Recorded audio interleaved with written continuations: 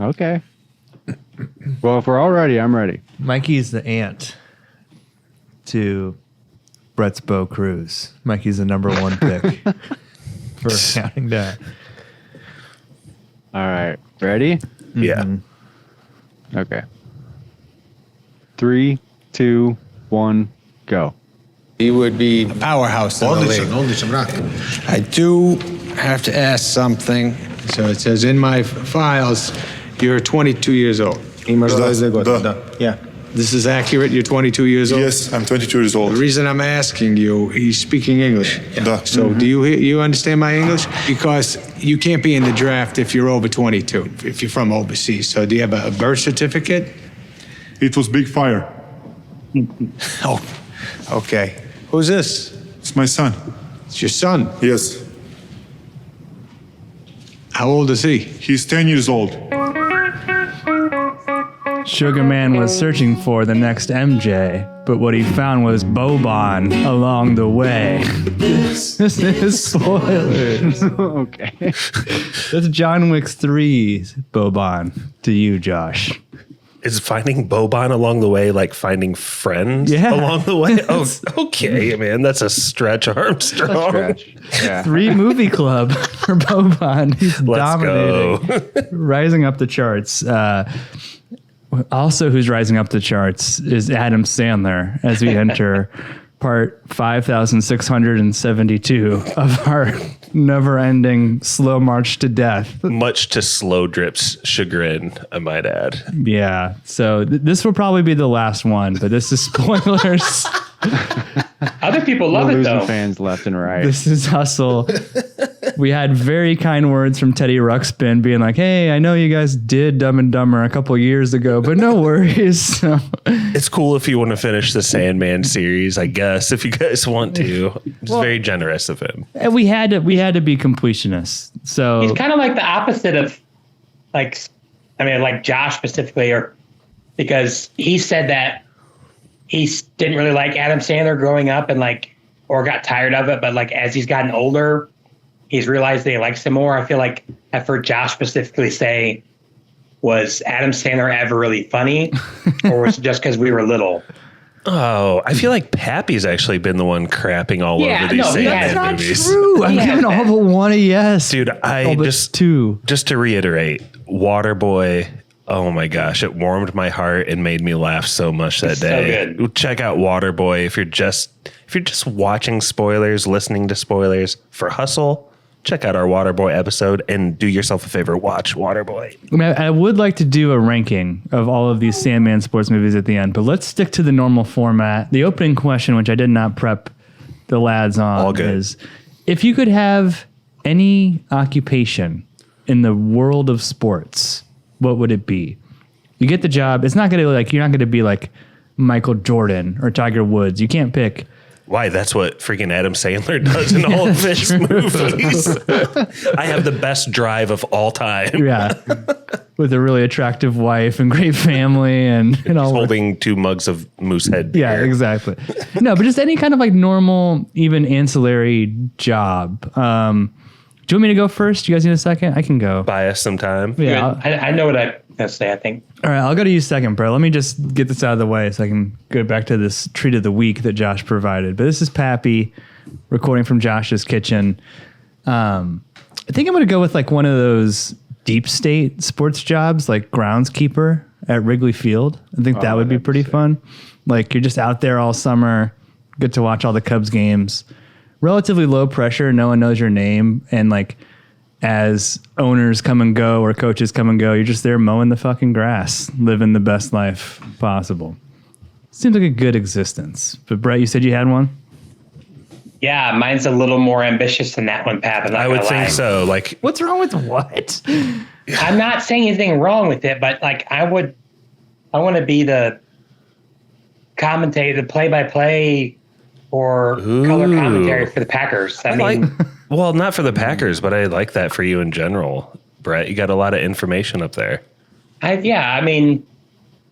love, that's always been kind of my dream job, that or Florida State, I guess, or, I would do any of my favorite sports teams, but, yeah, it would be awesome.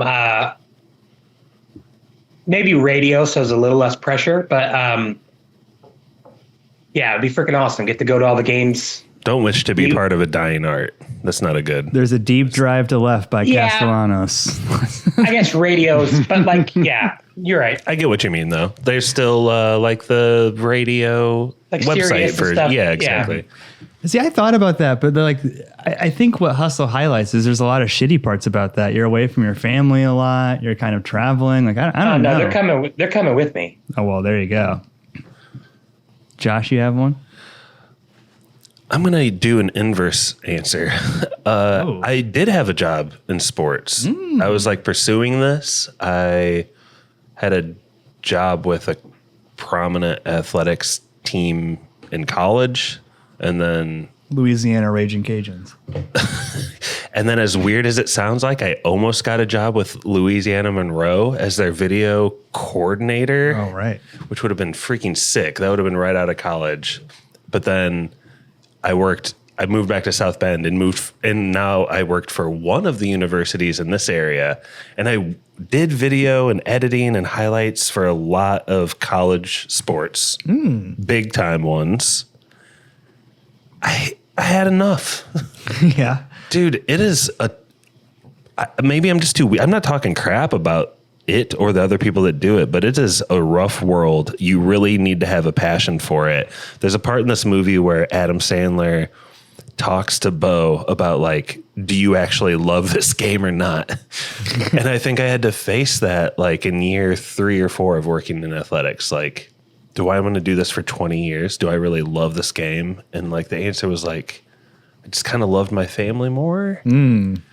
Weak. I love podcasting more. Yeah, okay. strong. Strong. But yeah, Josh from Goshen. Deep question, sneaky deep question for me specifically, Pat. I'm glad you had that insight. Like I said, I think Hustle and Josh both shows that they're not all rainbows and butterflies when you're working in the Long sports hours, entertainment just biz. I mean, at bare minimum, it's long hours. Being a scout is a thankless job. That's different. I feel like that's different than being a commentator. Like you don't make a lot of money as a scout.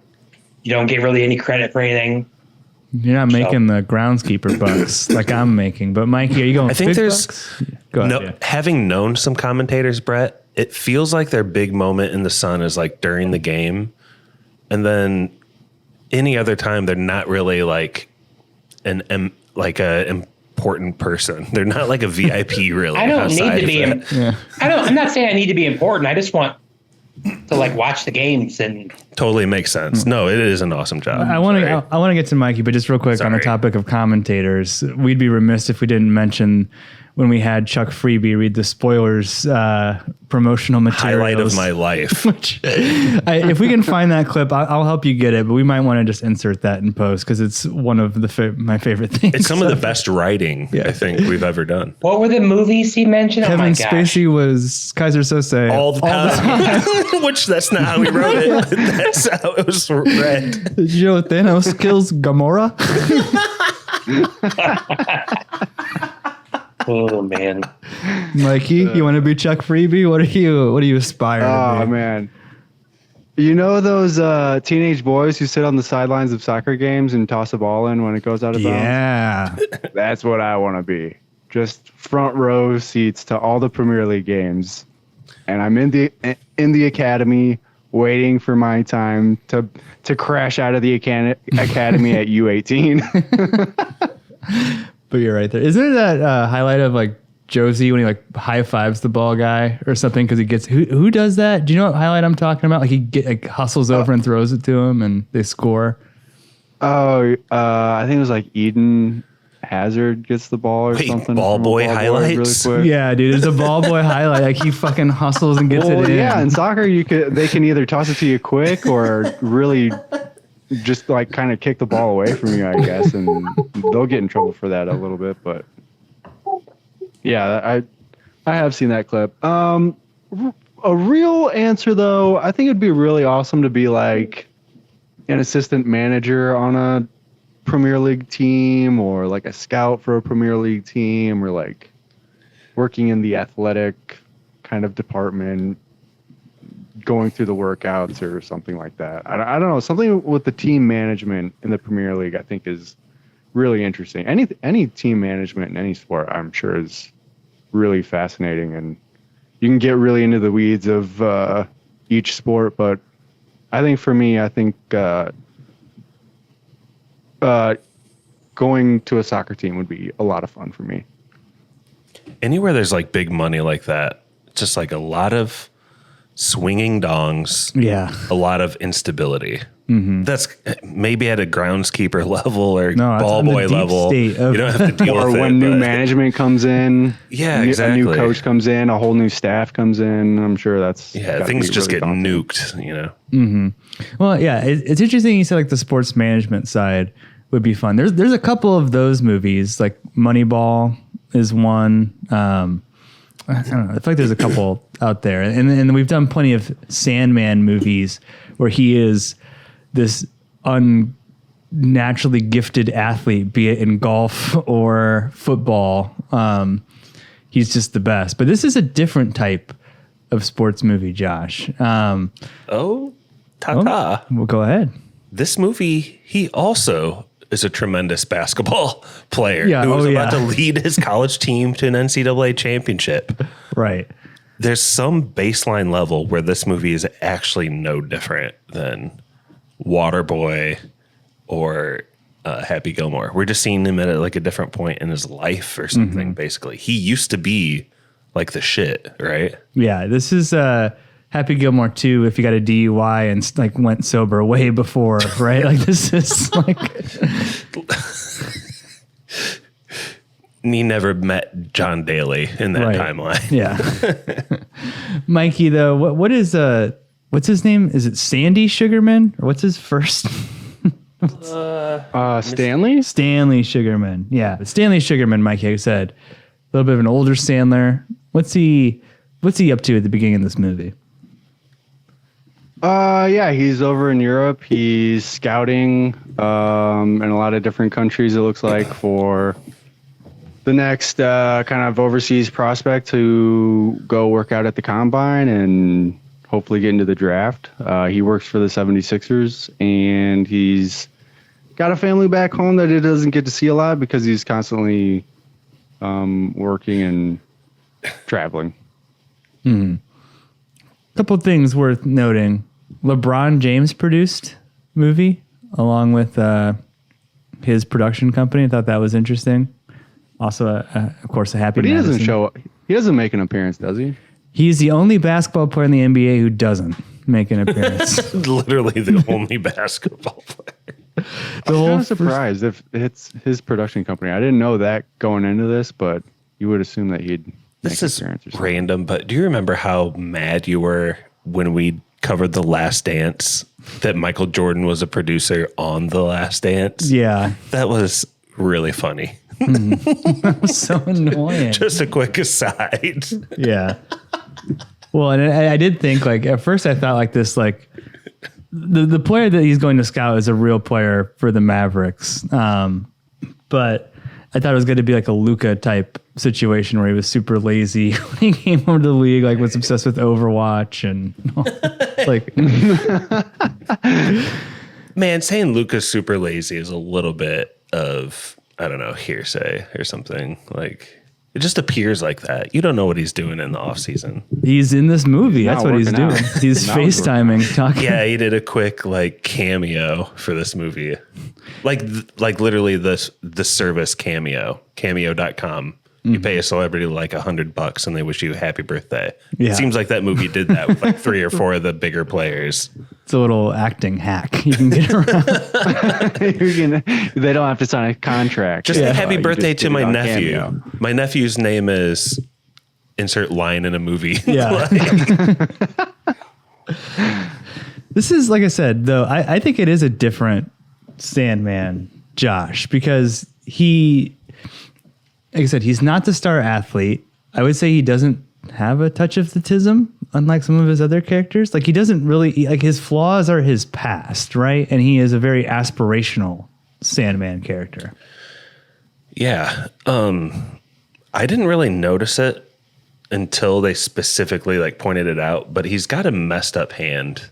It's kind of like a little Star Wars-esque. Sure. His hand was all messed up at some point. What happened to you, buddy? Mm-hmm. Did you have to face down your father? Nope. He just got in a drinky drive.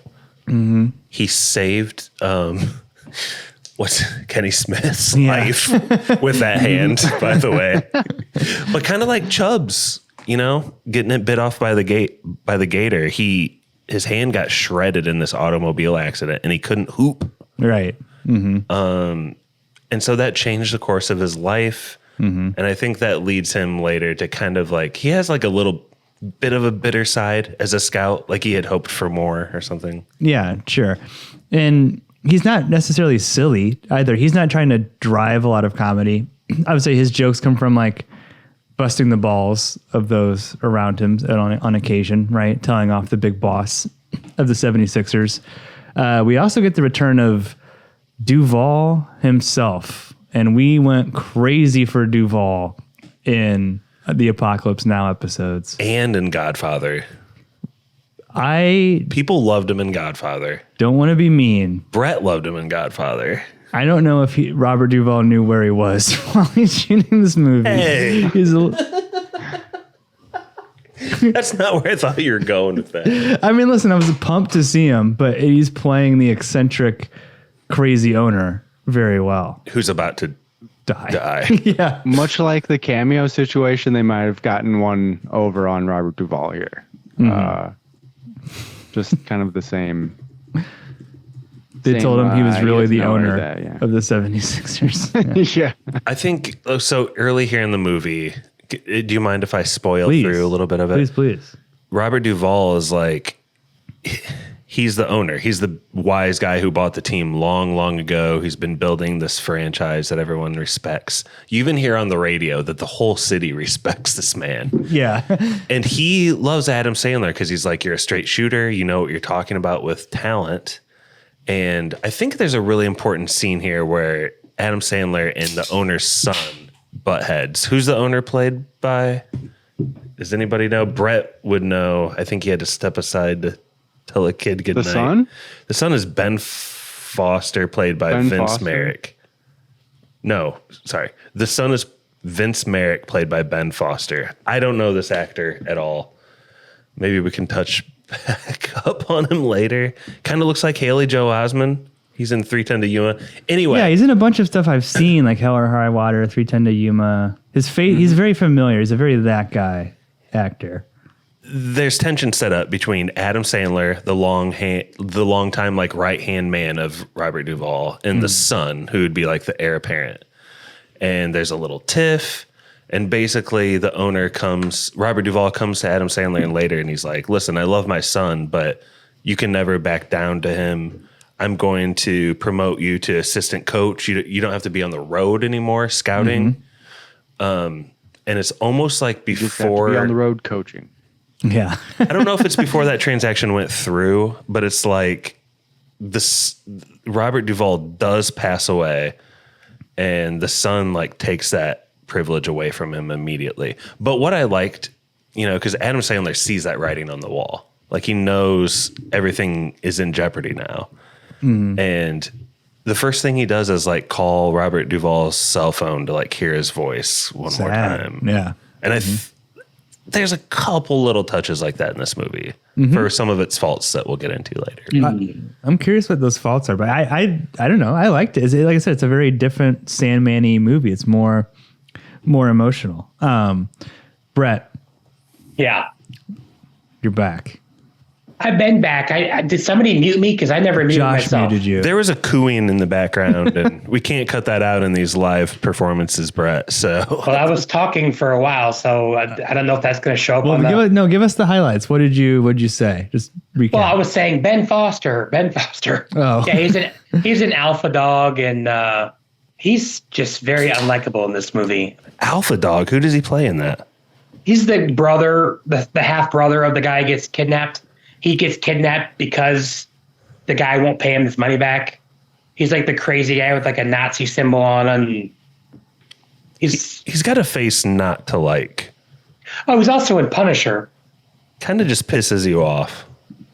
Heidi Gardner plays his sister, by the way. Yeah. Kind of like a genie bus type situation. Daughter, heir apparent to the. She's pretty cool. Yeah. Yeah. She's great in this movie.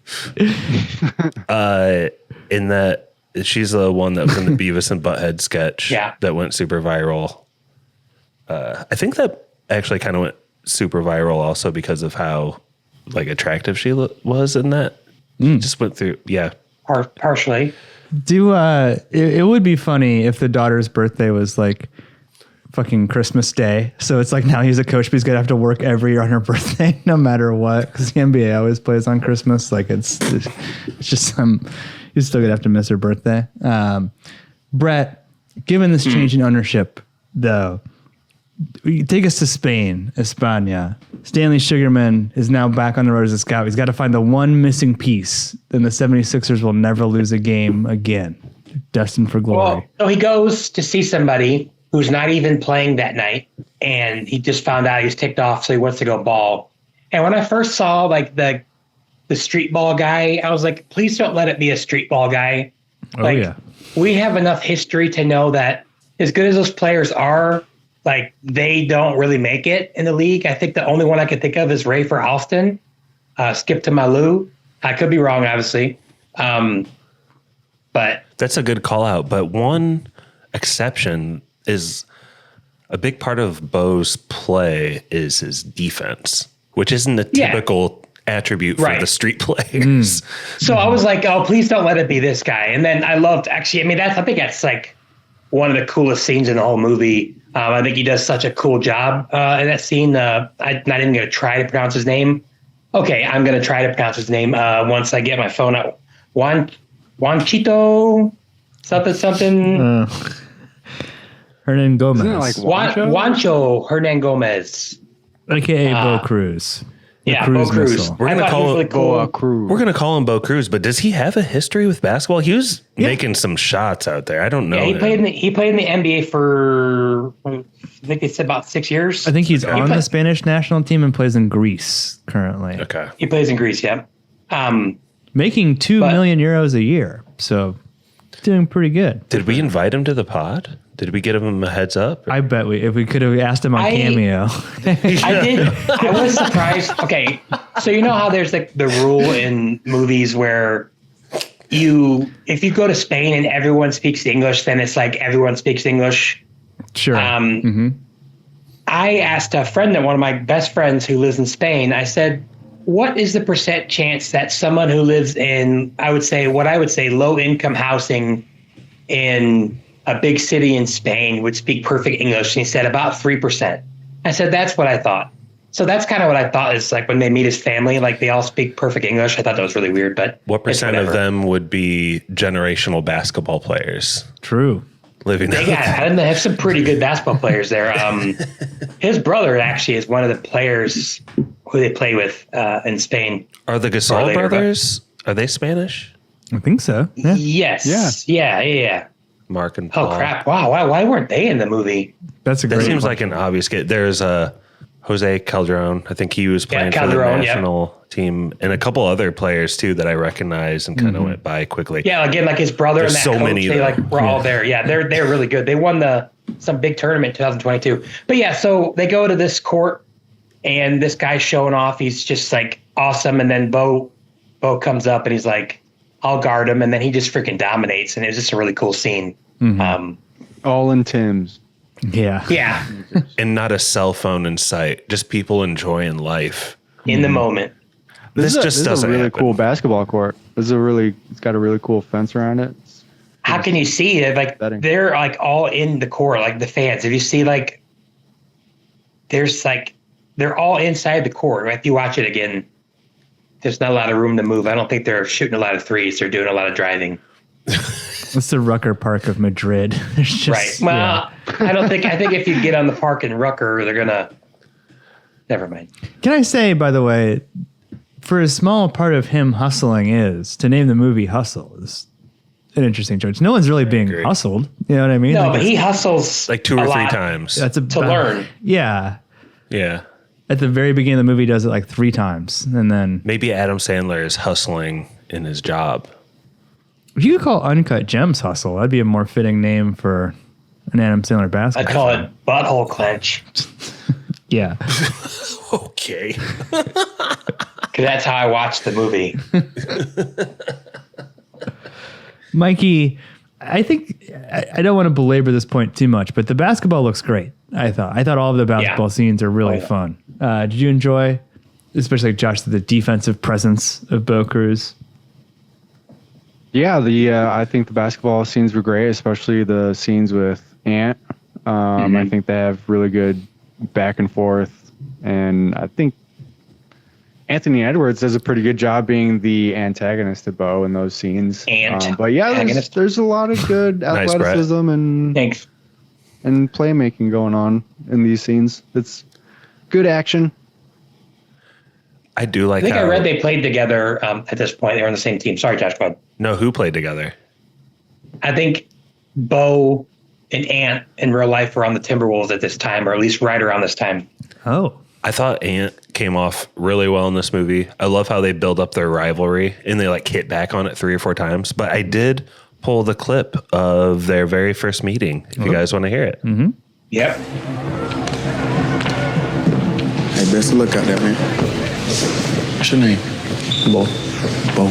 I like that. Strong. Strong like Bo? Let's give these people a shot. What do you say, Bo? So, where you from? Spain. Shit sounds whack. Y'all like bullfights over there, right? So here's what's gonna happen. You're the bull. I'm the motherfucker with the cape running your big dumb ass in circles. That's cool. Let's get it.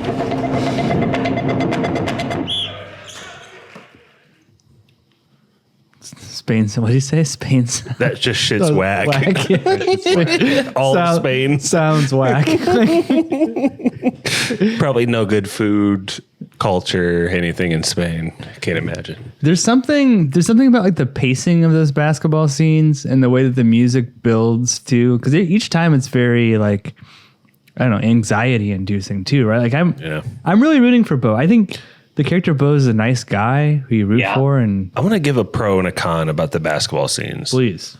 A con, I do think it's a little fakey a couple of times when he's stuffing a bunch of people in a row.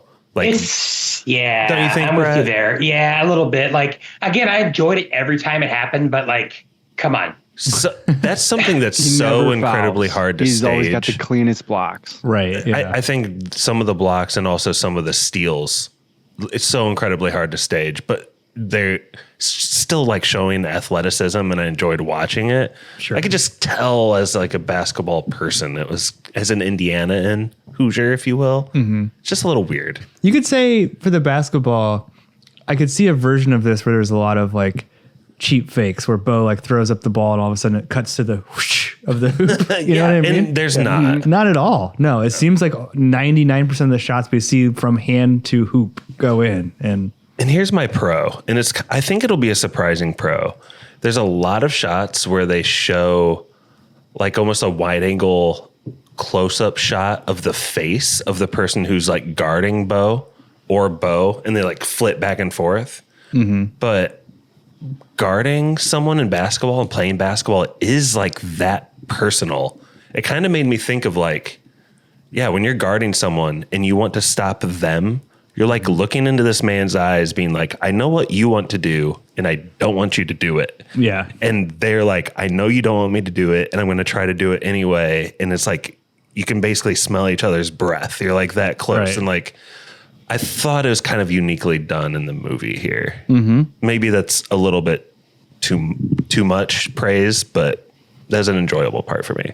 I mean, like the basketball scenes are dominated by 2 players always. It's Bo and Ant scoring on every play, assisting on every play, making the defensive stop. There's Trae Young, forget about it. There's Pass 2 the ball, players on the court.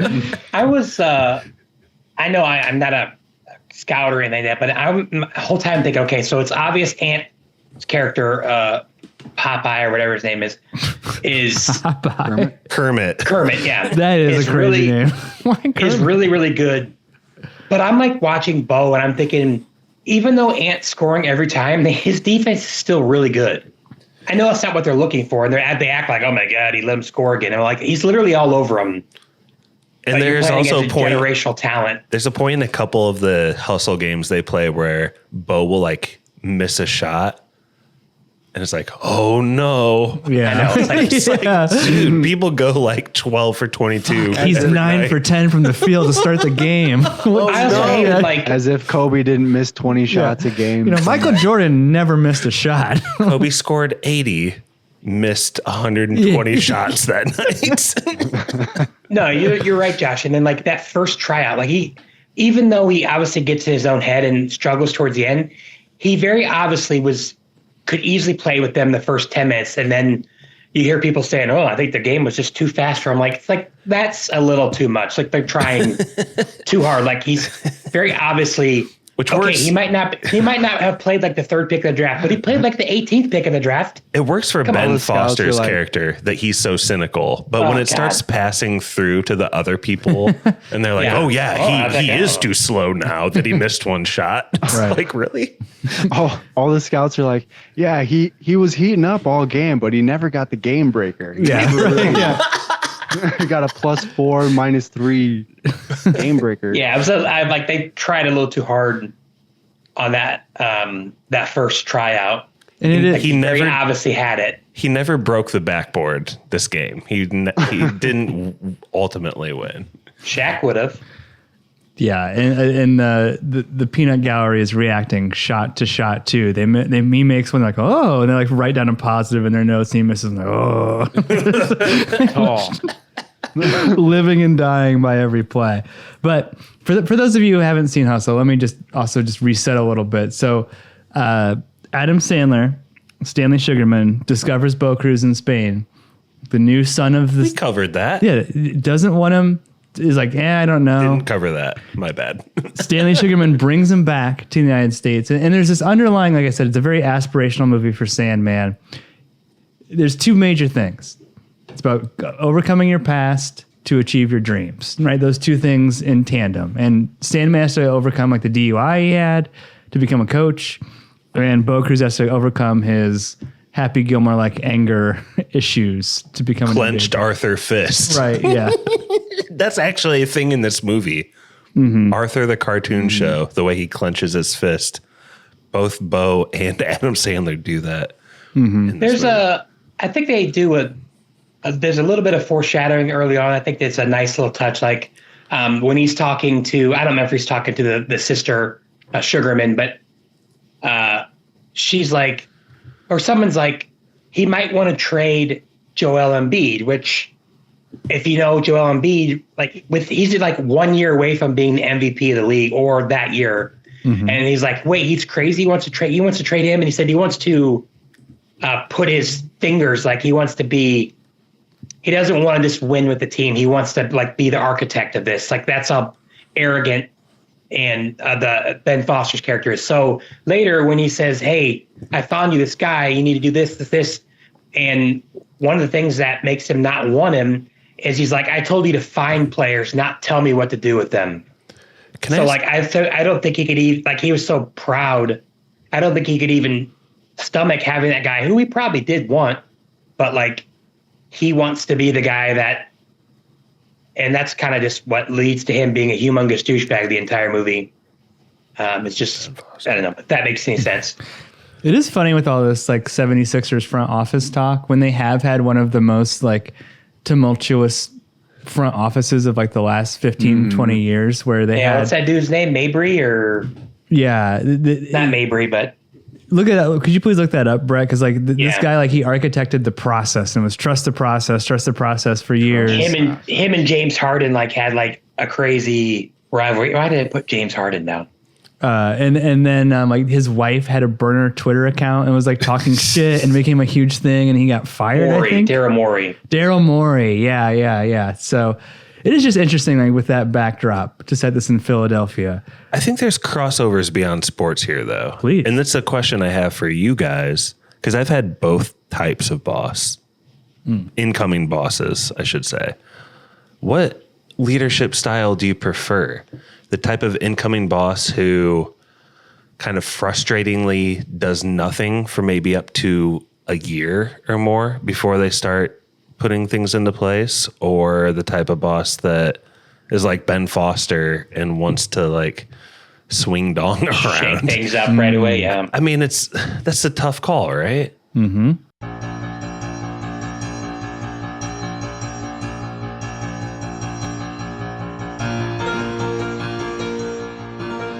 I think there's a natural transitional phase that the first person you mentioned is better. Like, you take that year to Assess. yeah. I mean, coming in right away. So I would say, to answer your question, Josh, for me, it'd be the first guy. Wait a year, check out the contracts, see how relationships work, and then make a move. I mean, but I'm guessing someone like Brad Stevens probably right away came in and shook things up. So who knows? Brad Stevens in this movie. I feel like Stevie would say he likes a boss who cuts someone's head off on the first day. Like, if it's not Daniel Longview bashing a brain in. I could go to work for that guy. I just need to see someone get decapitated day one The to comfort really calling. shake things up. I need to see a dead person passed by Yeah. before I can really work for a guy.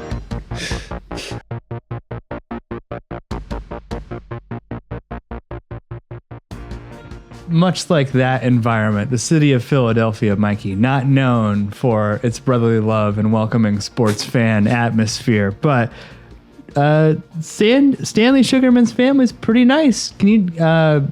He's back with his family. Can you take us through just like that dynamic of his home life here? Yeah, he's got a wife and a child. His wife is Queen Latifah, who I think it's like implied that she was also a maybe college player, maybe volleyball WNBA player, Track and athlete. field. Mhm. Oh, track and field. Guess she was a thrower. And he's got a daughter in high school who's kind of struggling with school right now, kind of feeling Brett. maybe a little lost. Sorry, Mikey. Go ahead, Brett. I think Queen Latifah ran hurdles and pole vault. Actually, Nah, I think she threw. Brett, fuck off, dude. I appreciated Mikey though, like the dynamic with the daughter and the film stuff. Like it kind of makes a lot of fucking sense with him being a scout and everything. His real life daughter is in one of the stand shots of him. Like, he's watching someone that, you know, when he goes through that list of scouts at the beginning, and Yeah. he's like crossing people off the list. One of the people does a 360 dunk and lands and like tears their ACL. That's his daughter? No, his daughter's below him. That's the man. Very prominently when he's reacting to it. She's also like a fan reacting like, oh my goodness. That was pretty funny when that guy tore his whatever. Never root for injuries, Brett. No. Not the Indiana way. I think the movie strikes a nice balance too, because it's like he has money, but he's not rich. You know what I mean? And it's just kind of like a very, he has some savings, but he still drives a piece of shit car. You know what I mean? Like he can afford to like spend a couple $1,000s to put this guy up, but it's like, oh shit, I just spent a couple $1,000. Dude, you know? I think this is why it's called hustle. Go for it.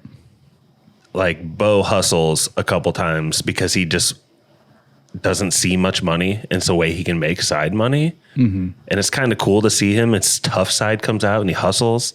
But Adam Sandler, like this whole thing is a hustle. He's putting his money like on the table, on the place where it could easily just be wiped away. Sure. For this unproven talent. And as good as he says Bo is, I think there is this kind of cool underlying theme where you're like, is he that good? Like, he does have some like interesting flaws, I feel like. I don't know. Some of them are cliche. Bo. Yeah. Some of them are cliche, like, oh, if you make fun of my daughter, mom, I'm going to brick a shot. Like porn addiction. Oh, yeah. I wasn't thinking of that. Dude, it's just a couple like Cinemax movies. Yeah. No big deal. Just renting them from the hotel room. I think he's just like, he's young and inexperienced. And I think that like really comes across in the movie. I'm not talking about any like huge, like fatal flaws. He's just kind of like untempered, and you're like, I don't know how this guy actually would do at the highest level. I mean, listen, the movie gives them flaws, but the biggest problem that they have are things in their past, or the movie goes out of their way to make them likable from the moment that we meet everybody, right? Like, even though, what Sugar Man's doing is maybe not the most straightforward, right, with the cruise missile, he's still, he's still doing it with the best of intentions and because he 100% believes in him, right? Like, yes, he's misleading him slightly, but, no one at any point is like, when Cruz gets pissed, it's because someone's making fun of his daughter. Oh, well, that's understandable, right? It's kind of like the flaws are there, but we never lose that likability. Yeah, I think so. Mikey, speaking of likability, though. Mike ability. Did you enjoy the training montage that we get? Every movie's got to have one. It's a classic. Oh man, and this is an especially long one. I feel like this one is like 10 minutes long. Brett, what's the minute count? Did you do a countdown of this montage? No, I didn't. It's a 2-part montage, multi-song interrupted with an intermission. That's true. Yeah. Yeah, it does have 2 songs, doesn't it? Yeah, he, part of the montage is him running up this, I think it's like kind of a famous hill in Philadelphia. Yeah, Philadelphia. Brett, you are on fucking fire tonight. I'm sorry, I'm tired. I love it, but you're crushing it. I feel like if it's Philadelphia, that makes sense because there's like a Rocky Balboa little reference or something in this. They run up the hill. Yeah, nothing too overt, but just, No, just like he's kind of boxing, like... What was your favorite part of the montage, Mikey? Anything stick with you? The reason I asked that is because, like, Teresa, my wife, watched this movie. How old is this movie? What year is this movie? 2022. Wow. I think she watched it pretty soon after it was released, and I asked her what had stuck with her, and she said, this was her quote, she said, I think there was a montage where he's chasing him with a car and eating sub sandwiches. So she got some of her lines crossed a little bit. Yeah. But that's why I ask you, Mikey, like, do you think this montage is like one of the mainstays of the movie, I guess? Well, it makes itself that way because it is like insanely long. But I don't think it's a particularly great part of the movie. It's just, it's fine. I guess I like the part where he accomplishes running up the hill in like 1:45, and he's racing the guy on the bike. I think that's pretty cool. I just like the general subversion of the first half of the montage, where the song is building to him getting a little bit better, then falling off a cliff, and I thought it was going to be, that was the end of the montage. When they came back and then he was like kicking ass again, I'm like, all right, well, this is, they actually just did it. But like when it was kind of like the montage is building and wait, he's falling off. Like he's getting shittier with his shooting. He's not dodging the, like wet floor sign fast enough from the fan or whatever. So I don't know. Do you? And there's a weird drill with like him putting I don't know, something that gets blown in front of from a fan or something, and it like blows back towards him. I'd never seen that drill before, but I was really confused as to what it was supposed to be teaching. There's some drills involving tires, moving tires, like lights of different colors on the ground and attached to the wall. It's like DDR. There's like a smoke detector or something. Yeah, you're just playing DDR. I think this is about the time too, and Adam Sandler gives him that speech, and he's like, "You can never be like a pussy again. Like you've got to be hard from now on. Like be an iceberg." Like he's just really like, isn't he like almost soft? Like it's kind of mean. Yeah, you can't be soft in the NBA. It's a weird message though, because he's like, you can't be soft, but then you can't be like too hard, right? Either. Yeah, you're a sensitive guy.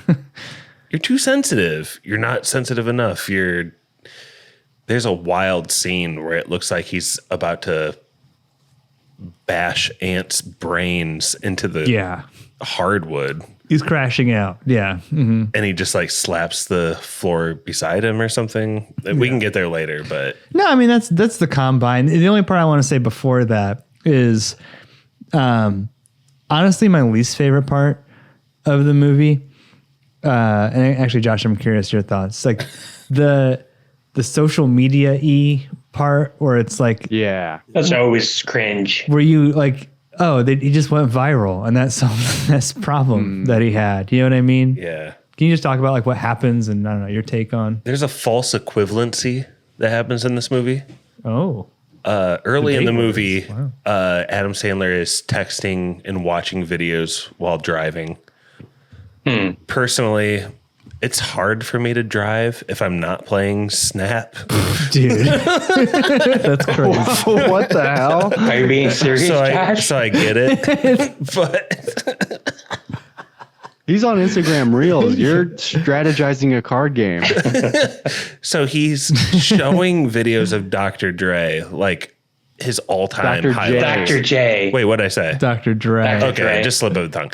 Dr. J, Julius Erving, he's showing him highlight tapes of him, like his all-time best clips of all time.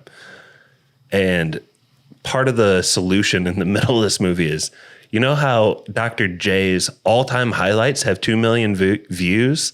Yeah. Let's give Dr. J out on the blacktop to say this guy's awesome, and that'll solve all the woes. That's insanity, dude. It's crazy.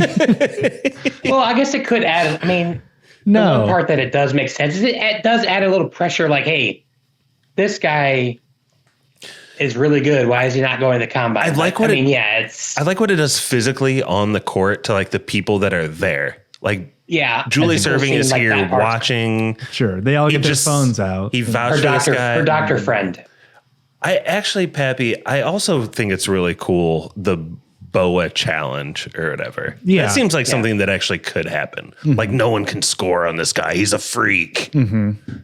I want to talk He's on about, steroids like no other. But this is a broader topic I want to bring up later, but like this is where you could use the cameos more efficiently, where it's like, okay, everyone likes Sugar Man. So yeah, he calls in the favor to Dr. J, but then this is where you bring in Pau Gasol, and this is where you bring in like all of the other well, they famous did people. bring and he in calls Luca here. Yeah, but it's like like we said, some shitty cameo video that he's doing. And Is like, and maybe this is pandemic time too, but like Dan Patrick's just like in his studio doing his thing. By the way, the only good acting Dan Patrick has ever done in his cameos is when he's just doing his own radio finally show. you say it. Yeah. Thank Yeah. you. He's not a very good. Yeah, he's awful. No, he's terrible. But McLovin, also not from Superbad, from his show, Andrew Perloff is in this movie as a reporter. So, you know, I don't know. Shaquille O'Neal was in this part. Every NBA player of all time was in this movie. Clyde Drexler. Yeah. Everyone but Sean Kemp. Not Michael. Sadly. It's just that they literally did this shot where it's like there's a bunch of hearts flying up on the right hand side of the screen, indicating that this is going super viral. It's pretty lame, right? You know, like Come on. you didn't like it, Brett. Like where do you come down? What, that scene? It's fine. I like the whole challenge. Like, are you asking? I thought you said it was How I feel. cringe, but I guess the challenge I thought thing you is meant. cool. I thought you meant where they always show all these famous people tweeting. That sucks. Yeah. Maybe Yeah, it's just that stuff's cringe for me. But the whole thing about him becoming popular and the whole BOA challenge, I thought that was. I mean, again, watching the actual basketball was fun. I think where it falls apart a little bit is like the trying to tie Adam Sandler's daughter's film school aspirations to this going viral. Is it like stretched too far? Yeah. You could see where a BOA challenge and then maybe one of Adam Sandler's like cohorts kind of starts a viral thing that's somewhat big. But like, I feel you. But viral things do happen. They do happen. I think it's enough for her to be like she's helping film the practices. That's a good enough connection. I don't need like her uploading videos to Instagram Reels or whatever. Then Allen Iverson being like, "We talking about BOA's practice here, not his game. He should be at the combine." It's just like they're just like bending over backwards to get that part into the movie. It's super clunky and bad, but. Yeah, Mikey, I think we touched on it a little bit earlier, but at the combine, Boa starts to fall apart a little bit. Can you take us through some of the valley of the story here? Well, he kind of crushes it in the beginning when they're doing his measurements and his speed and agility tests. He kind of crushes it along with Ant. Ant also does really well in those tests. And then they have a pickup game. Goes back and forth between him and Ant. Again, rivals on the court. And they're both doing well. And then he eventually starts crashing out. And like Josh mentioned earlier, he takes a swing at him, but he just ends up smacking the ground instead. And then he storms out of the court. Mm-hmm. Yeah. And it seems like it's going to be over for the Ted Cruz missile himself. He has to go back to Cancun, to his home. But Josh, there's one final night game organized by what's it? So Kenny, what's his last name? Kenny the Jet Smith. Yeah. Kenny the Jet Rodriguez Smith. Right. Yes. Yeah. So there's kind of a Garden State scene here where Adam Sandler and Bo have to say goodbye to each other. Not quite as good as the airport scene in Garden State, by the way. Well, similarly to Garden State, Adam Sandler has to be like, wait, don't go. There's one more thing. Yeah. Pulls Bo back and he's like, Kenny Smith called. There's one high profile private game. Let's go get it. But what I really like is this is one game where it isn't just him and Ant trading buckets back and forth. Mm-hmm. It actually has a little bit more of a natural flow where the higher profile guys are shooting more, passing to each other more, and those two kind of slowly work their way into the game. I think there's some shortcuts there, but I feel like that is actually what it feels like to be in a pickup game. Mm-hmm. Like there's people already playing. You come in. Yeah, you come in. You're a gangly white dude, speaking for myself. Yeah. It's like you have to earn some trust out there, and that's cool to see portrayed in this movie. Brett, anything that stood out to you from the final workout? I just was like, please do not do this again. Like I was surprised at the second one, like that they made him blow it again. It's like, man, they made him blow it twice. I hope they don't make him blow it a third time. Obviously, you feel like they weren't going to, but I loved it, man. I love seeing Ant's character. I mean, I like Ant in real life, but Ant's character kind of get is he in other movies a little bit. I don't think so. He should be. He's great. He was very natural. Like I thought. Well, first of all, he's like just like a awesome basketball player. He's like a really handsome guy. He's like, again, I thought he was really natural, like a super good bad guy. Indiana's own Brad he's Stevens. really good at talking shit. Dude, it also is like, how well would basketball players hold up in modern times? Like, would Dr. J be good now? Well, is Dr. J good at acting now? Well, no. They actually exited him from a scene very early, obviously. Yeah, a scene that he's supposed to feature in. Yeah, they're like, yeah, you can go. Yeah. There's literally a scene where Dr. J is there in person, and he's like, I'm going to give you a handshake, Mr. Sandler, but I'll let you two old friends get to it. Kenny Smith is a better actor than me. Kenny Smith is good. Kenny Smith was not bad at all. Brad Stevens, I like him. Brad Stevens is abysmal in this movie. He is one of. We could use his top tier talent. We could use his talents in Boston. That guy could really help our organization succeed. I'll give you a call. It's crazy.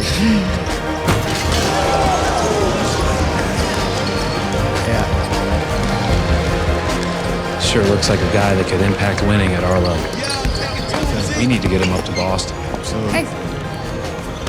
We'll talk soon. Yeah. Okay, Brad. Nice seeing you. You think Bill Belichick would be a good actor? No, the best absolutely. coaches. The best coaches should be shit. Agreed. Have you never seen pre or post New Girlfriend? Dude, well, he's got a new life. Yeah. Yeah. He's about in to those be commercials. In yeah. That betting commercials, they were awful. She's like, we're rebranding you, Bill. You're an actor now. Right, yeah. We're an actor now, Bill. I get 50% of every cut. The Brad Stevens cameo, I feel like for those who know ball, totally telegraphed that. He looks cool though. He's fine. Whatever. I like that he's from Indiana. What do you want to nitpick? What's your problem? He's a shitty fucking Why does he actor. suck? You just keep saying that. Why? Because he has wooden delivery and his what he's saying is insanely unnatural. John Wooden delivery? No, not John Wooden delivery. Sure looks like a guy that could impact winning at our level. There's no pyramid of success to his fucking acting. It's a pyramid of awkwardness. I don't know. Who's in his acting tree, coaching tree? Yeah, right. Yeah. Like I said, for those who know ball, clearly he's going to get drafted by the Celtics. But listen, I'm not going to lie to you guys. I got a little emotional, didn't cry, but welled up when it's like he now has a tattoo representing his new dad. Oh yeah, it was awesome. That's fucking sweet. That's good. I didn't remember the tree thing. I had to read about the tree thing, but which makes it even better, I guess. Explain the tree thing, Brett, since you. So the mom, when he's mad, and when he finds out that Sugarman's been lying to him, he says like basically like F him, and his mom's like, no, don't be like that. He's your oak tree, or whatever. I don't remember exactly what she said, but it's kind of like she's. Oak tree. I think her point is like he always has to work super hard to prop up their family, and Sandler has provided him this one outlet to not have to be that guy for a while, which is. It kind of comes out of left field, but it's a pretty good moment. Yeah. She tells Bo that Stan is his oak tree, as he is the one who takes the weight off Bo's shoulders, so he can just play basketball and not have to worry about taking care of his family. Like that's basically what you said, Josh.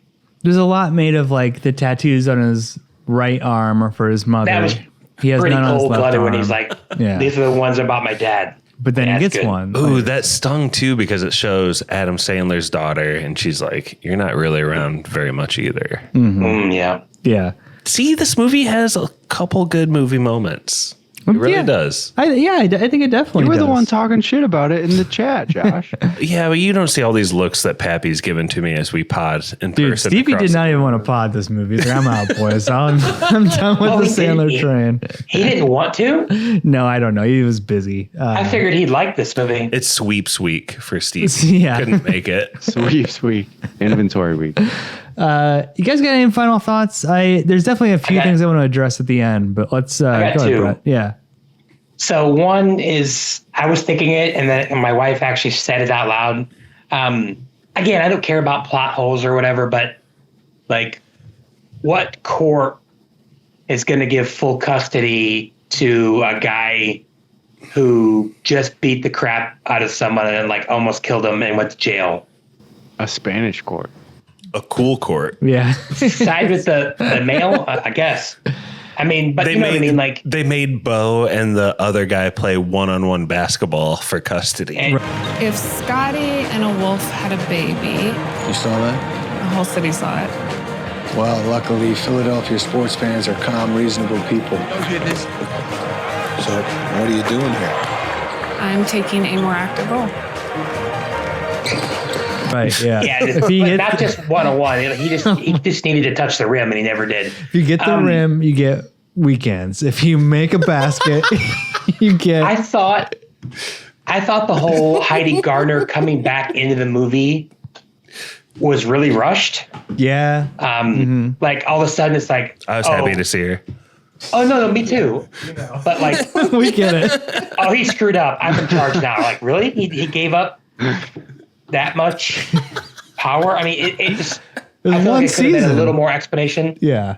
Yeah. I think he was executed off screen. We didn't see that. If Scotty and a wolf had a baby, You saw that? the whole city saw it. Well, luckily, Philadelphia sports fans are calm, reasonable people. So, what are you doing here? I'm taking a more active role. I kind of wish that like Sugar Man didn't go back to the 76ers. Like at some like I guess he just I was- loves the franchise. Yeah, But I was kind of thinking that earlier. I was like, I wonder if he's going to get drafted and go somewhere else. But like, it's got to be more of a like take this job and shove it type thing. I mean, Temple's in Philly. Yeah, yeah. He's not going to let this one Doc. He's not going to let this one prick Haley Joel Osment looking ass Ben Foster dude sway him away from his like true childhood love. He's the deep state of the 76ers. Owners come and go. Doc Rivers comes and goes, but yeah, I guess Sugar Man's still there. I was going to save this for a final thought, but I guess it could be a note here. Like, I think the ending's really cool. Like, I think you're expecting Adam Sandler to be like on the coaching or scouting staff for whatever team Bo ends up on, or be an agent who like cashes in on Bo's like contract. Yeah, I did think that was going to happen. It was set up where Kenny Smith is like, hey, we have an opening at our agency, and he's ostensibly acting like this guy's agent, right? Like he's putting his whole career. But that's cool that like he comes back to, he like stands true to his morals. He's like, no, I actually want to be a coach. This is my favorite team. And Heidi Gardner wouldn't be a terrible boss to work for. Sure. Yeah. Right. She's my Daniel Plainview. Okay. Final thought I had, there's an overhead shot where I'm not even sure what it's supposed to say, but on the court, the words on the baseline are obscured by the rim except for Assyunk, Assunyk. And it's a very intentional shot where it just says Assyunk. And I don't know why it says Assy. It's just a funny. This is just a question you're posing. I paused the movie and like pondered it for a minute and then I wrote it down. That's the truest form of a final thought. Yeah, I was just like, I gotta watch for it next time. Assyunk. Just I need to put this out into the ether. Like, why are those letters? Someone else saw this. Like it was a choice to put the camera at that angle. What's the actual letters again? Assyunk. It's like it's one of the places where they're having a practice or whatever. And either an assy uncle or a yunked ass. I put that into Google and it says, did you mean Passyunk? Maybe. Pappy Young? Pappy Young. Pappy Unk. Pappy Young. Unk Pappy. I have two quick final thoughts. Yeah. There's this dude when Adam Sandler's doing that like cross people off the list thing at the beginning of the movie with recruiting. One of the guys he crosses off the list is because he was high on weed. Yeah. And this dude smoked weed before the game and is still incredibly blown about 20 minutes after the game. Hey, so he got that good though. I want to know what he smoked. Did he use a gravity bong? Was it like some sort of forgets to play defense? Strain? It is homegrown sativa. Like what's going on here? Assyunk Square, Philadelphia. There you go. But they put the rim over the P, so it just says Assyunk. And it. Well, it's LeBron. He's not very smart. He didn't go to college. LeBron's amazing. Listen, he produced this movie. He's a douche. Well, into the cinematography for it. Maybe that dude was dabbing. That would make sense. During the game. Maybe he's just dabbed right after too. It must have been. My only other thought, Pappy, this is a call out on you. Uh-oh. Because you didn't call this out during this pod, but I said Assyunk. This movie at the beginning, when Adam Sandler is doing this scouting trip, all these different countries, states, there's some of the most blatant product placement I've seen. Oh, it's crazy. In some of this Happy Madison shit. Yeah. Come on. It's like KFC, Pizza Hut, Burger King, which is like the trio owned like everyone knows that they have. Come on, man. Kentucky Fried Chicken and a Pizza Hut. Do you think it was done well? Are you going to put a black mark on this movie because of it? Like, this is your thing, right? You hate capitalism. I just saw Jurassic. Dig into this. I just saw Jurassic World Rebirth. I'm like, this makes Adam Sandler look like a fucking Stanley Kubrick, dude. Like, with the level of artistic dedication. Like, were you being sarcastic then? No, I love the movie, but like there's the whole reason the big mutant dinosaur exists is because of Snickers. Like, I thought it was going to be Nike. Dang it. There are Nikes. Definitely Nikes are in that movie. You think a dinosaur wears Nikes? Scarlett Johansson Snickers says. What? Because they have peanuts? A Snickers bar is like sucked into like a fucking Are you vent. shitting me? No. Ventilation. No. Yes, I promise. No. Wait, you haven't seen it, Josh? I liked it. I thought it was good, but it's. I haven't seen it either. I but got no. a question for Pat. Yeah. Okay, so after Waterboy, you said Adam Sandler's one of the best producers of all time. Then after Longest Yard, you said he's whatever you said, garbage, awful. Yeah. Where does the needle Charlatan. point now after this movie? I feel like it's frustrating because this proves that he knows the difference, right? He knows when he's making fucking a shit movie versus when he's making he knows the difference between a good movie. Like he knows the elements that should be there for a good movie. And sometimes he just clearly doesn't give a fuck. So You don't think he maybe just likes a goofy movie? He's a goofy guy. I think he loves that they make money. Like you gave Waterboy a no. It's just a funny, goofy movie. Why is that? It's haunted this podcast since I gave it Yeah, you a shouldn't have given for it a a no. long You time. kind of. Yeah, you shouldn't have done that. It bothers you guys so much. Shouldn't have done that. Just a kid. I'm glad you asked that though, bro. I mean, listen, I think I'm more towards the positive on him. And like I said, I think he knows the difference between a good movie and a bad movie. I think he's not opposed to just paying some bills sometimes. Like He weathers through it. it's all good. I do want to bring up a couple more macro points. And we're here at the end of the Sandman sports movie deep dive. First one being, what do we think about the cameos on balance? They're fine in this one, I think. I think they're good in this one, but it's like from the first Happy Gilmore Bob Barker to Ant in this movie, he's been doing it for 30 years. And He wants you to know how many famous friends he has. it's in every single one. We did not do one movie in this deep dive where there weren't at least I really one picture prominent cameo. Adam Tons. Sandler making like uncut gem type phone calls. Yeah, Luca, I love you. I think you're the best. You got to be in this movie. Click.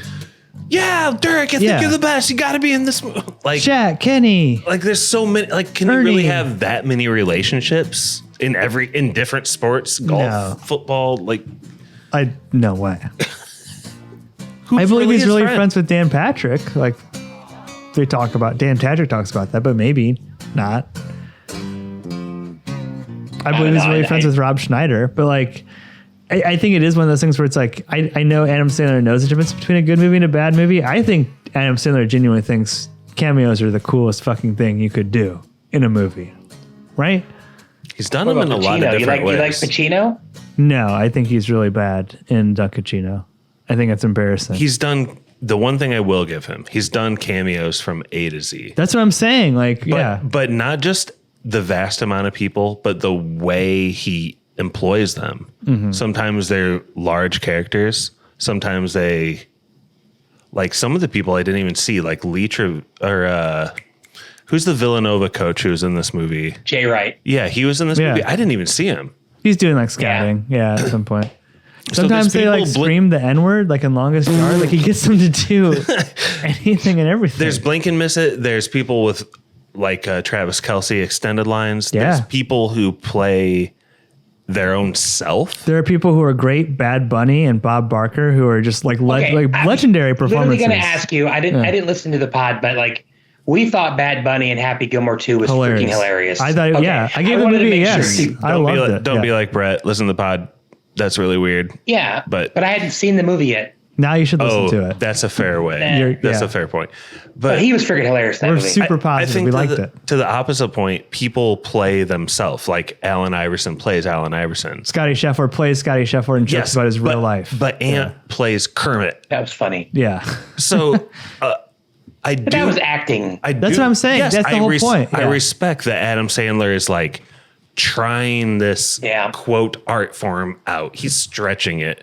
Hmm. And sometimes it stretches too thin, like too much, like too little butter over Yeah. too much toast.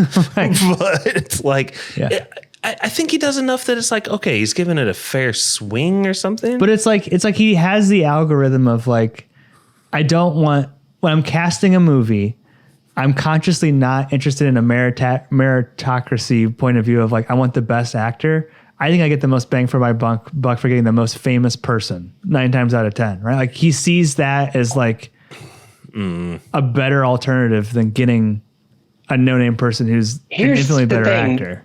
I don't know. I'm not going to say this is actually him, but so most of his movies, he has all of his closest best friends in them. And I would say he's arguably more famous than all of them. So what's like the one thing you can do to like make yourself feel even better when you're with all your friends is like show them, hey, look at all these famous people I know. So I don't know. I think it could be an ego thing. I mean, or like I think it's tight to hang out with Dr. J. I'm sure that's so fun. I guarantee it. Like even if he's a shitty actor, you know, he's got stories and stuff. Could you imagine watching Anthony Edwards play in the playoffs after you spent like 2 months with him hanging out and stuff? Yeah. Mm-hmm. Fucking awesome. Yeah. I don't know. I'm not even saying it's bad. I'm just saying it's an interesting, like, it's part of the Sandler. Can you imagine algorithm. hanging out with Heidi Gardner for a couple how long? But it's also like these are hookups. These are hookups you could ask for help throughout the rest of your life. I mean, I don't know. Mikey, I want to hear your opinion. Like I said, I think I'm kind of neutral on it. I just find it more interesting than anything. You pro cameo, anti cameo, Mikey? I think that's kind of like his superpower for movies. I think that's what he brings to the table. I don't know. I don't hate him for it. I think it's just something to expect in his movies, whether it's good or bad. I don't think it really affects the outcome of the movie. Is the cameos.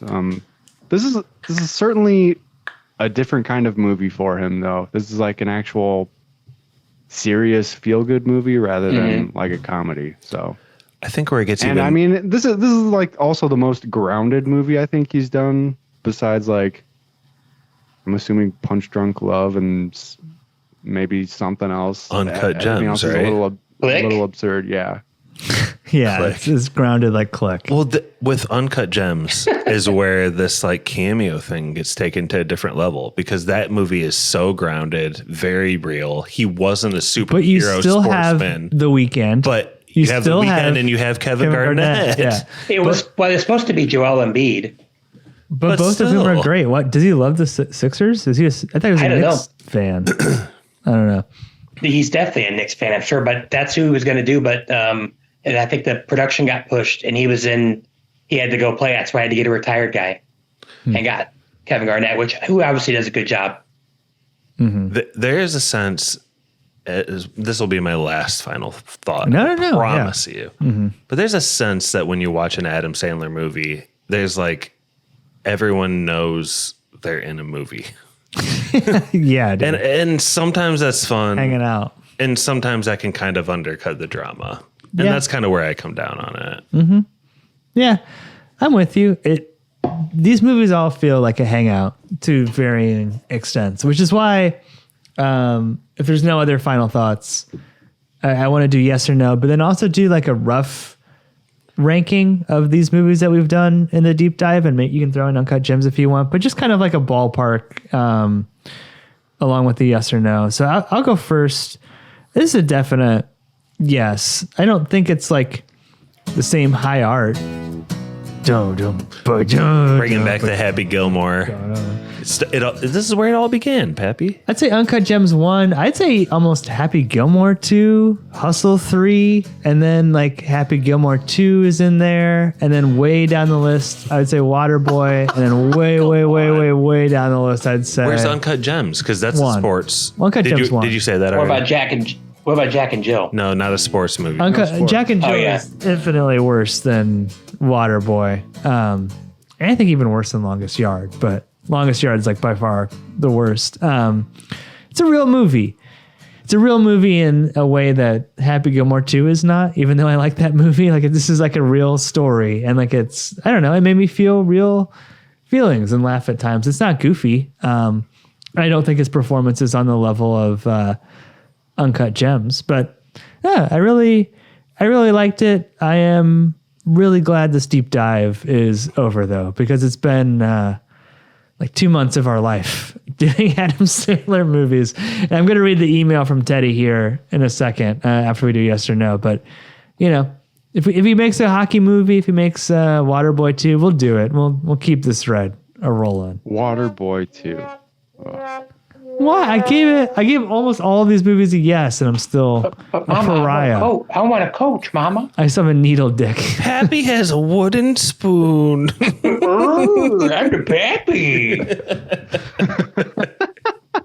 Brett, go ahead. So yeah, this is definitely yes. We watched it today, and we both thought it was good. I thought they could have. I was surprised they didn't use Queen Latifah more. I thought she was really good in this movie. I mean, she played a great former shot putter, discus thrower. Maybe. But I thought another little funny couple jokes that we didn't talk about. Besides, I mean, the porn thing was really funny, but I also like that he orders all this expensive food and takes one bite because he doesn't want to get fat. And because he doesn't really have any concept of money and he thinks that the Sixers are paying for it. Also, I was joking earlier. I didn't mean to imply that you're not smart if you didn't go to college. That was just a joke. Good clarification. I do love when Adam Sandler picks up the steak by the bone and takes a bite out of it as he's walking out of the room. Like, that's good. That's exactly what I was thinking what I would do in that situation. But sorry for interrupting. I thought he was taking that home to put in his fridge to make into stew. It could be. Yeah. I thought the daughter was good. Like we said, Aunt was like kind of a natural. Kenny the Jet was good. So these are my favorites of these movies, or the ones I think are the best. Your ranking. I'm not telling you how to rank them. I'm asking you to rank them. Okay. See, it's difficult because I've seen Happy Gilmore probably more than I've seen all the other ones combined. But like I've seen it so many times, I guess I'll say that's number one. I guess. Yeah. But like, it's like I said a couple weeks ago, I'd probably rather sit down and watch The Waterboy over Happy Gilmore right now. So Happy Gilmore, Waterboy. This movie, Longest Yard. Oh my God. Happy Gilmore 2. I've only seen it once, but I enjoyed it. That really garbage butthole clench movie is down on the bottom. I think it's the best movie. It just was like, was not an enjoyable experience for me. Uncut Gems. Every time you say something like that about Uncut Gems, it makes me feel like. So get out of that Frizzly Army looking shit and stop smoking that dope. Or, oh, brother, this guy stinks. No, but again, I've said it before. I said it on the pod. I recognize it's a good movie. I just hated every second of it because it just was too. I hated everybody in the movie. That's just my opinion. Longest Yard's way better than Uncut Gems. So I don't know if I forgot one. Did I forget one? No. You're good. You said enough. That's what I got. I said enough, yeah. Listen, listeners, the opinions of Brett do not necessarily reflect those of Spoilers Podcast. Definitely not. Some of us. Josh, do they reflect your opinions? A bit. Go ahead. Except Uncut Gems is clearly the best Adam Sandler sports movie. Best Adam Sandler movie. I said it was the best. The cameos they do are the best. The way that Adam Sandler's sports prowess is portrayed is the best.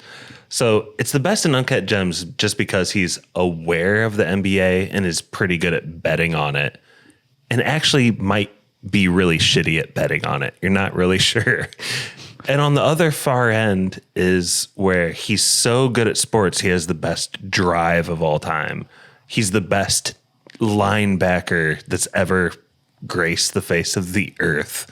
Like, those are the type of characters he deals with. And then this movie, Hustle, he's kind of in this in-between place where he used to be a really good basketball player, but we don't see it. Mm-hmm. But they're still hanging on to that thread. And it actually, that in itself really pulls this movie down. It's like, why? Yeah. He didn't need to be Kenny Smith's teammate. Who saved his life. Sacrificed his promising basketball Sacrificed his career. hand. Well, he almost killed him first. Think Yeah. about like an 80s movie or something. He'd just be a working guy who's worked his way up to this. I don't know. Basketball nerd. Brad Stevens. Yeah, he's a money baller. Yeah. He's a Brad Stevens, just a better actor. He is a better actor than Brad Stevens. True. We agree on that. I don't know. The only other thing I did like about this movie, because it's a yes for me, Josh from Goshen, is that there was this like threat that the tension with the money between Adam Sandler and Queen Latifah was going to be this like nearly devastating divorce. Good call. Lava shaking thing. Mm-hmm. And it just ended up being kind of like something they had to naturally work through. Yeah. And they like stayed in communication the whole time about it. Yeah, great relationship. Yes, I would just really appreciated seeing like, oh, this couple just won't say one sentence to each other that would solve everything. Like they're on the same page. They talked about it. Yeah. They talked about it. It just kind of focuses on hoop. Yeah. Mm-hmm. But they don't not address it, which would be crazy. She did say one of the most hypocritical things I've ever heard in a movie ever. And that's when he said, "You told me to quit." She said, "Yeah, I meant it at the time, but now that she did it, I'm really ticked," or whatever. Well, she's really And she freaked was out, mad at him Brett. for it. Well, she shouldn't have told him to quit. To be fair, though, that was hypocritical, but she's nice, like 99.9%. Oh yeah, no, she's awesome Mm-hmm. in this. She just She's has like two super supportive. Yeah, super supportive. Just like two little cracks, Mm-hmm. basically. To the point where he's freaking out, like throwing his phone, can't get anyone to call him back. She's like, no, it's going to be okay. And like gives him a sweet hug, like I like that. Did you do your ranking, by the way, of the Uncut Gems at the top? Okay. Waterboy, Happy Gilmore, Hustle, pretty close to that.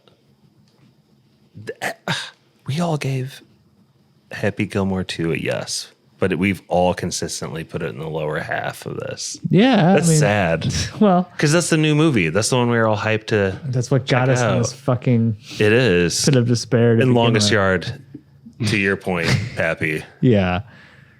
Dwindles down below everything. Mikey, for those of these that you've seen, feel free to give us a ranking, but first your yes or no for Hustle and finally put a bow on the Sandman deep dive. Yeah, I'd give Hustle a yes. I had seen it before. This is the second time watching it, but I liked it a lot for what it is. And I think it's definitely one of Sandler's better movies, just in terms of it being like a real movie, not just like an Adam Sandler goofy movie. It's got good basketball scenes, got cameos, like we said, lots of famous basketball stars. It's got some funny moments, and I think the best part is the heartfelt moments that we talked about with Bo's mom and the tattoo scene at the end. Yeah, those were really impactful scenes, I feel like, and I thought they had a good payoff in the end. And for the order, I'm gonna have to go with your list, Pap, even though I did take a break and just happened to miss two of the worst Sandler movies that we did cover the past 2 months. I'm sure I don't need to see Waterboy. Come on, Mikey. There you go. Yeah, I thought Mikey would be a yes. Mikey gets it. I was playing video games. I had stuff to do rather than watch Waterboy. But yeah, Pappy, your list is probably about what I'd say. Uncut Gems is just by far the greatest thing he's done career-wise. Yeah. We'll see if he can top anything. In terms of just raw acting, like he could win an award for it. I don't think he's going to pull off another Uncut Gems unless something really works out in his favor. I think that was kind of a one-off for him. But it's a great movie. I give him total props for that movie. It is a great movie. it's been a lot of time with Sandman, and like whether or not I like him, and like whether or not you guys will accept my honest reviews of his movies, I have a soft spot for him. You know, I really do. I don't hate Adam Sandler. Like I was pretty pissed after Longest Yard, but at the end of the day, is my pure, inobtrusive, purely objective evaluation. I think before we get to a quick trivia, Josh, we had some listener feedback we referenced a little earlier in the pod. But. Yeah, I know that me, you, and Brett have already kind of seen this and everything, but Teddy Ruxpin wrote in very recently, and he said, "Greetings, spoiler men. I've really enjoyed the past few pods as you've dived into the illustrious career of one of the greats, Adam Sandler." Glad someone's... Hey, don't undercut him. I'm not. I'm glad someone's I thought enjoying you liked it. our Patreons. Don't do that. I like the Patreon. Okay, let me continue. Okay. Happy Gilmore has always been one of my favorites, and the sequel was surprisingly watchable for the first half, which we all kind of agreed on. Agreed. I'm going to skip a couple paragraphs where he gets really sappy and really personal and kind of talks about your mom a little bit. So jeez. There's Stacy, also a Patreon. Let me skip to the end a little bit here. He says, "Even though my Patreon request of Dumb and Dumber has been mentioned on several pods," and in quotes, "I'll fill in for you, buddy," hasn't come out yet. Yeah. "I wouldn't mind waiting a little longer and keeping the Sandman train a-rolling. May I suggest following it up with Grown Ups? If memory serves, there's a pretty epic basketball scene in that one. Looking forward to the Hustle pod. You guys are the best. Teddy Ruxpin." Maybe trivia is for one more Sandman, Pappy. Grown Ups has basketball. Kylo was saying that on the thread today too, right? Okay. All right. First of all, Teddy, great email. We will answer your golf questions when Stevie's on the pod. Your face isn't saying great email. No, it was a great email. I'm dreading having to do another. There's no way, dude. Like, I guess if the winner wants to say that in their final thoughts, they can. Blade, and then we'll argue about it later. Blade will be out soon. Not to spoil things, but we talked about how Mikey's on a trivia tear. He's got a really fun movie game pick coming up. I would rather do that, but we can let the trivia see where it takes us. I think we've done our due diligence, but we'll see. I've done 50 to life. It feels like covering. Come on, dude. But like I said, Teddy, I hope everyone will enjoy my just lighthearted takes on Sandman. Anyway, it's been like a jail cell, solitary confinement. Teddy, great email. Like I said, we'll answer the golf question when Stevie's back. He's the biggest golfer. Podcastspoilers@gmail.com, by the way, as Spoiler Man will tell you later. But for the honor of kicking it to Spoiler Man and to give us their hot take, ending the episode.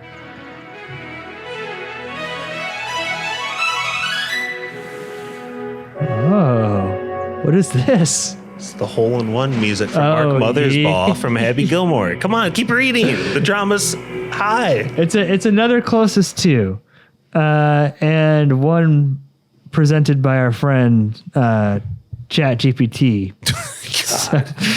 I asked it the number of 76ers all-time wins, regular season only, number of all-time wins for the franchise. Why are you so nervous right now? This is so weird. This is what's your problem? Drama. I'm not nervous. Plus the number of points our Lord and Savior Boban Marjanovic scored in his career. 3 Movie Club Boban. The number of points he scored in his career plus the number of wins for the Philadelphia 76ers. I'm nervous because I feel like someone's going to make me watch Grown Ups 2 somehow, one way or another next week. That actually seems like a number that ChatGPT would know. All-time wins for their whole franchise. Franchise, regular season wins. Okay, there's 2 questions that I'm wondering if you would let us know. Okay, I'll try. How long have the 76ers been an NBA team? No, you got to guess. How long has Boban how long was Boban an NBA player? And is this just his NBA career? Or is this like all of his professional? I'll answer one of those questions. I think the second one's more fair. The 76ers have been around for 77 seasons. I guess 75. I was going to be way in a better place than all What you guys. career are we talking about, though? Career points. What do you mean? NBA career His points? NBA That's career what I was points. wondering. Okay. Sorry. Yes. Brett, we'll have you go first. I probably have way too many points for that guy, but I have 7,925. Total? Yeah, because Dunk us through it a little bit. you said how many wins total for the Sixers, right? Yep. And then how many points from Big Man?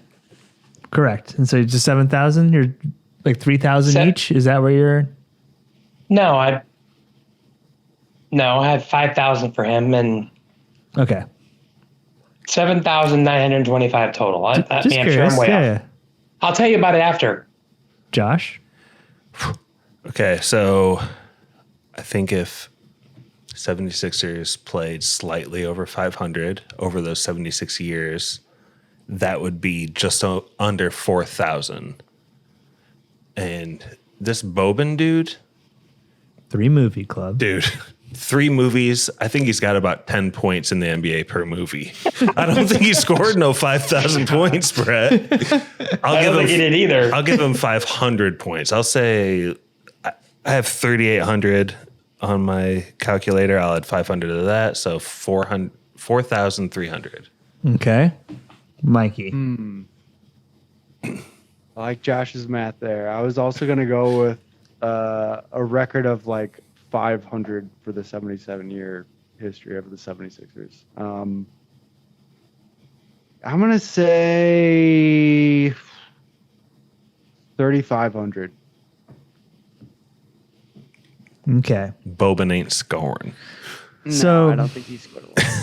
like we mentioned, the Philadelphia 76ers have had 77 NBA seasons beginning in 1949.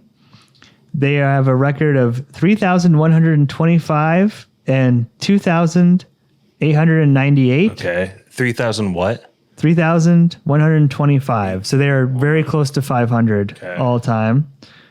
Boban averaged 5.5 points a game. Let's go. That was like my high school average. Over the course of 331 games, giving us 1,821.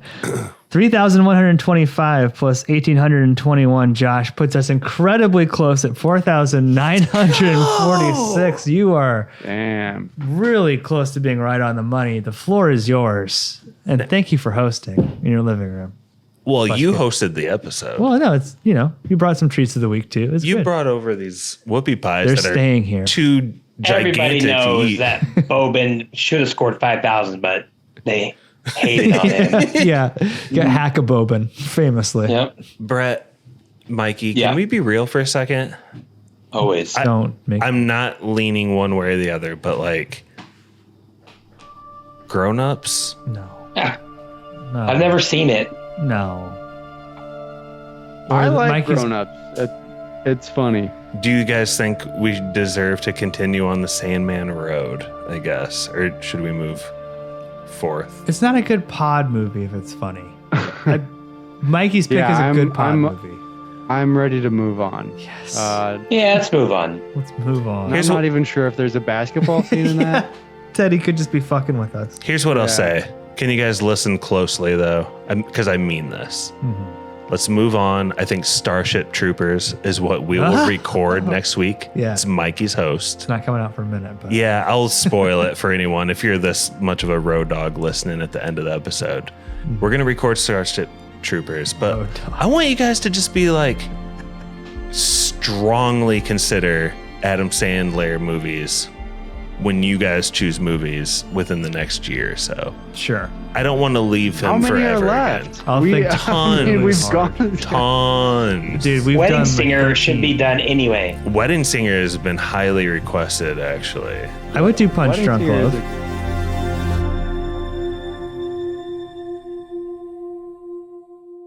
There's a few left. Let's keep him on the docket. Okay. But move on. Can that be my hot take? Sure. Like, what, you want him to be king? This was a surprising summer. We didn't mean to do this. A Sandler sports summer. White boy summer? Back? God forbid a white boy catch a vibe. Sandler sports summer. We did the best Adam Sandler sports movie about a year and a half ago, and we did the next 5 this summer. Yeah. That's how this pod rolls. Thank you, everyone, for listening to all of these. Mikey, I can't wait to talk to you about Starship Troopers next week. I know Kylo has a lot of insights, too. I can't wait for everyone to hear Blade, which is going to come out next. Yeah. I can't wait for everyone to hear Dumb and Dumber, and especially the ending where much controversy, and we might have to revisit some of the podcast rules after that episode. Can't wait for you to hear it, especially Teddy. We have so much stuff coming down the pike. So if you did hang out with us through the whole Sandman thing, much appreciated. Take it easy, everyone. That was Sandman spoilers.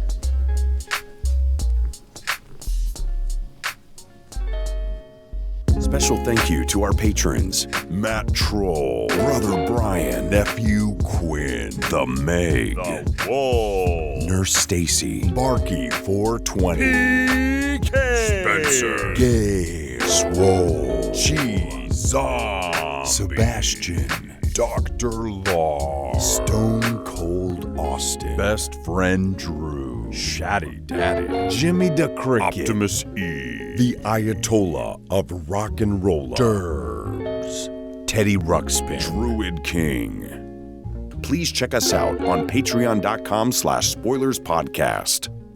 Be sure to check out Corey's podcast, Big Dumb Movie. Good job. It's over. Frodo gif. What the heck was this movie called?